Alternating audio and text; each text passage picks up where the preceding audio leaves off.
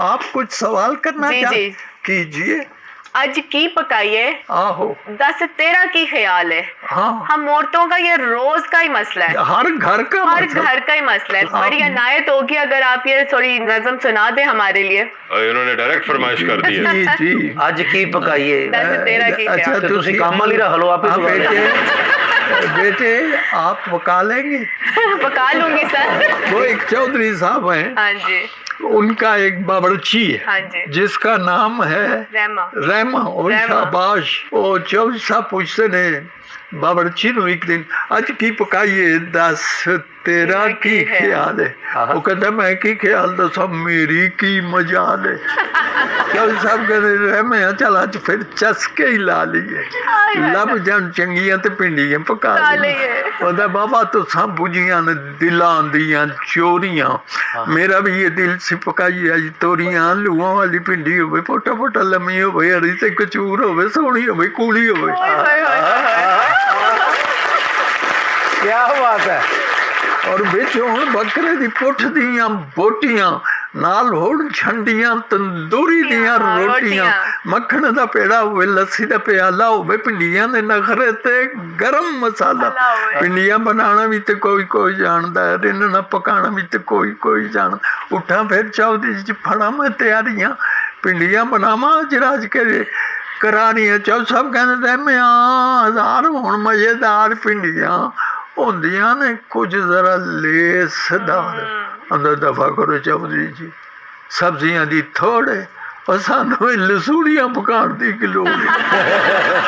बंदा कानू पिंडियां दी लेस दी हवाड़ ले, ਇਹਦੇ ਨਾਲੋਂ पौड़ी दी सरेश भावें चाड़ ले। ਇਹਦੇ फिर की ख्याल ना बना लीए, जे तू आखे रहमिया करेले ना पका ले। से कुछ चौधरी जी आपके ख्याल दी ते जमी को सब्जी करेले देना, ढिड विच जिवें लो लग, पेट में रोशनी हो गई।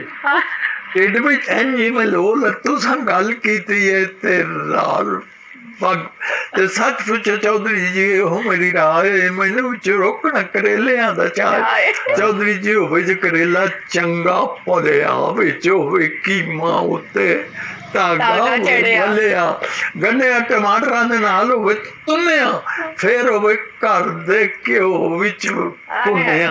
फिर कोई चौधरी जी उस स्वाद पर भी पकाया सी यस्टर ईयर। पर भी पकाए सी तुहानू भी ते आंदा होर भी पाए दी, मैनू हर गल पाउंदी। रहमिया करेले विच कौल जरा दफा करो। जहर ते चरैता मैनू लगदा, निम ते तरेक दा भरा मैनू लग। पले पले दंदा थले जी पई सुकदी, खा मर लईए ते त्रे नहीं मुकदी। तुम्हें दियां गोलियां करेलियां तो फिकियां, इहदे नालों चल कुलीन दियां टिक्कियां। अखीर ते चल सब कहंदे ने रहमिया एक कॉमन मैन है जिन्हें वोट देना हुंदा है।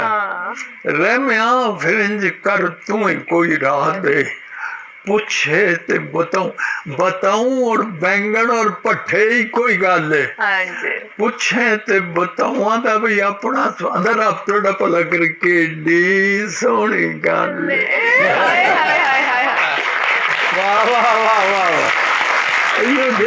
जैके वाला और केड़ा फल है। काले काले लिश्क ते गोल मोल चाल लो, चौधरी जी लाउन ते बताऊं चौल चाल लो। अंदर है मैं पकाने ते जी बड़ा करदा है। भट्ठियां दी गर्मी तो दिल जरा डरदा। अंदर साचे जी चौधरी जी ढिड कानू बालना, खाने वाली चीज को मंगना ना सालना। क्या बात है। वो भट्ठियां दे डक भी सटने जरूर ने, कानू पे पकाइए साढ़े ढिड कोई तंदूर ने। दफा करो भट्ठियां नू, भट्ठे कानू साड़िए। अफियां नू चौधरी जी कर कानू वाड़िए, कालियां दे नाल कानू मारिए। उडारियां साडियां ते हैन अमरीका नाल यारियां। अंदर बात बोलना है मैं पढ़ बोलिया, ओए सब्जियां तो जा तू सियासतां भोले।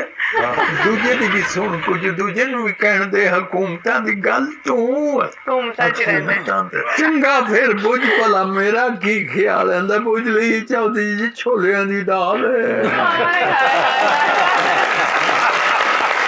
वाह वाह वाह वाह।